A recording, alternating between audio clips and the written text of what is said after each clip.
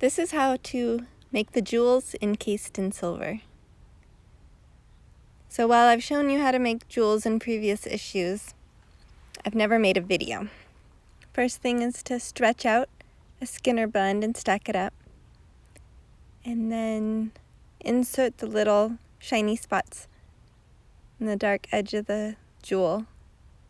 Now you can use the blend on either side of the white logs. This time I only put that part of the blend right there to separate into two parts of the shiny. Of course, you could just make one little highlight if you want to. That part's not real important. So now, as you notice, it doesn't perfectly fit the blend. It doesn't perfectly fit the blend, so I needed to stretch that out. A lot of these blends, you actually add a whole nother layer of the darkest color at the end.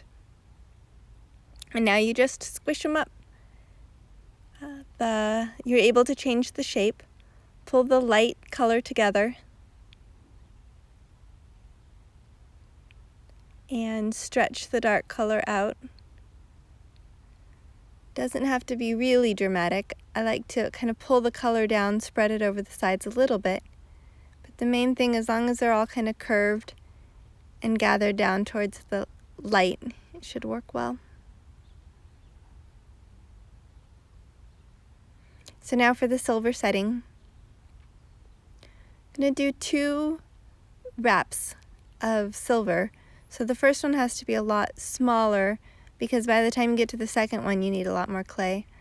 So here's the smaller one. I've stretched it out in the pasta machine. Cut it in half. Now this part will always be hard to get perfect. You could put dark against that light. This time I want to really accentuate that light. So the light part, the white is right along the line of the lightest part of the jewel.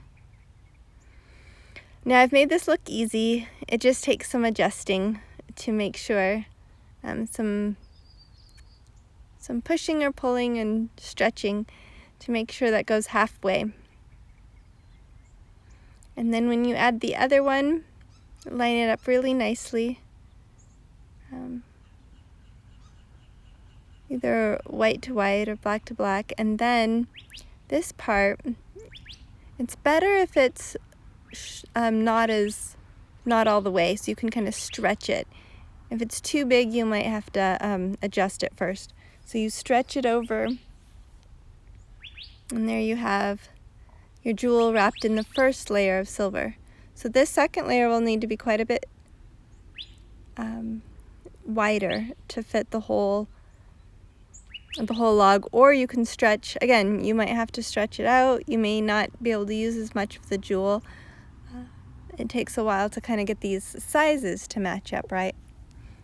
But it seems to work if I cut that original block 1/4 and then use the rest for the outside.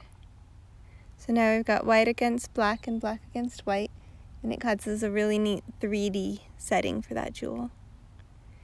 And then once you have the 3D setting, or once you have that silver around your jewel, then you can add it to the other projects.